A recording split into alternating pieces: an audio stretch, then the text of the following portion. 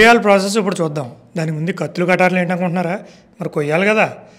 కందగడ్డని ఇలా తీసుకుని శుభ్రంగా తోలు ఒలిచేయండి, పీల్ ఆఫ్, అంతే. దాన్ని ఇలా సన్నగా ముక్కలుగా తరిగి మీరు గుర్తుపెట్టుకోవాల్సిన విషయం ఏంటంటే కందగడ్డకి మీరు సరిగ్గా లేకపోతే దురద వస్తుందండి. దాని తర్వాత కీరాని ఇలా తీసుకుని దాన్ని కూడా తరిగి తురిమి, తర్వాత గుమ్మడికాయని తీసుకుని దాన్ని కూడా ఇలా చేసి, తర్వాత మునక్కాళ్ళు సేమ్ ప్రొసీజర్ అండి. చిక్కుడుకాయలు, దాని తర్వాత క్యారెట్, ఇలా మీకు దొరికినవి అన్నీ తీసి, వీటిలో చాలా హెల్త్ బెనిఫిట్స్ ఉంటాయండి. ఒకటి కంటికి మంచిది, ఒకటి యాంటీ ఆక్సిడెంట్స్, ఇవన్నీ చేసి చివరిలో మామిడికాయ పుల్లగా భలే ఉంటుంది, ముక్కలుగా కోసి అవన్నీ పక్కన పెట్టుకున్న తర్వాత ప్యాన్లో 2 స్పూన్స్ కొబ్బరి నూనె వేయండి. మళ్ళీ కొబ్బరి నూనె ఏంటంటారా? కేరళ, గుర్తుపెట్టుకోండి.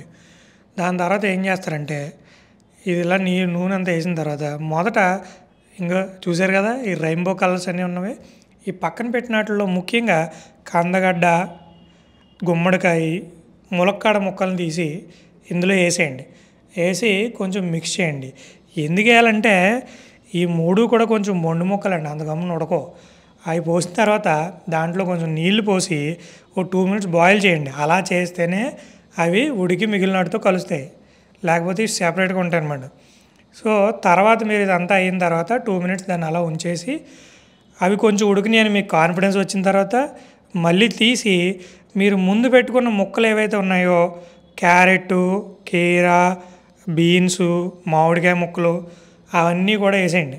వేసేసిన తర్వాత కొంచెం మళ్ళీ ఇవన్నీ కలిపి కింద పడిపోకుండా చూసుకోండి, ఎందుకంటే సరిపోకపోవచ్చు. కలిపిన తర్వాత దాంట్లో మీరు ఏం చేస్తారంటే కొంచెం నీళ్ళు పోసి కొంచెం దాని తర్వాత 1 స్పూన్ ఉప్పు వేసి మిక్స్ చేయండి. దాని తర్వాత మిక్స్ అందులో కలిసిపోయి దాంట్లో చేయడంతా కూడా పోయి ఒక 8 నిమిషాల వరకు దాన్ని అలాగే ఉంచి ఒకసారి కలిపి ఉడకనివ్వండి.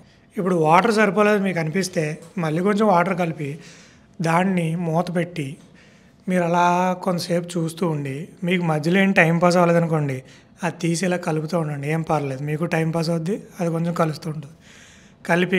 కలిపి ఓకే అని అనిపించిన తర్వాత మూత పెట్టి దాన్ని అలా పక్కన పెట్టి ఒక 8 నిమిషాలు అలా ఉడకనించి పక్కన పెట్టండి. ఒక కప్పులో కొబ్బరికాయలు, ఆవాలు, వెల్లుల్లి, జీలకర్ర, ఉల్లిపాయలు, కొంచెం ఉప్పేసి మిక్సీలో పెట్టి పేస్ట్ చేసుకుని పెట్టుకోండి.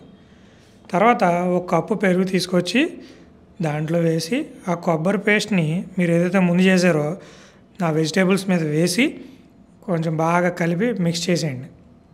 అది కొంచెం టైం అయినా పర్లేదు, మిక్స్ అయ్యేటప్పుడు చూసుకోండి, మళ్ళీ అవన్నీ కింద పడకుండా మెల్లిగా చేయండి, కంగారు లేదు. తర్వాత కొంచెం కొబ్బరికాయ పొడి తీసి దానిపైన చల్లుకోవాలి. చల్లి కలిపిన తర్వాత ఒకసారి టేస్ట్ చూసి అది మీకు ఏమన్నా సరిపోలేదు అని మీకు అనిపిస్తే అప్పుడు ఉప్పు వేసి దాన్ని, ఉప్పు వేయడం అంటే చాలామంది ఏమనుకుంటారంటే ఏదో జల్లేయడం అనుకుంటారు, మొత్తం అన్ని చోట్ల పడేలా జల్లి దాని తర్వాత దాన్ని ఇలా కలపాలండి, లేకపోతే అన్ని ముక్కలకి అది పట్టదు.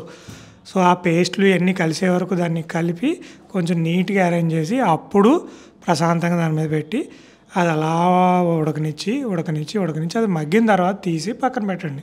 దాని తర్వాత మనం తాలింపు ఎలా చేయాలో మాట్లాడుకుందాం. తాలింపు విషయానికి వస్తే ఒక పాన్ పెట్టి దాంట్లో కొబ్బరి నూనె వేసి ఆ కొబ్బరి నూనె అంతా కూడా ఈవెన్గా డిస్ట్రిబ్యూట్ అవ్వడానికి కొంచెం పాన్ ఎలా అంటే అవద్దంటే అన్ని ఏరియాలకి డిస్ట్రిబ్యూట్ అయ్యి నీట్గా అరేంజ్ అవుద్ది. ఆ తర్వాత ఆవాలు కొంచెం వేసిన తర్వాత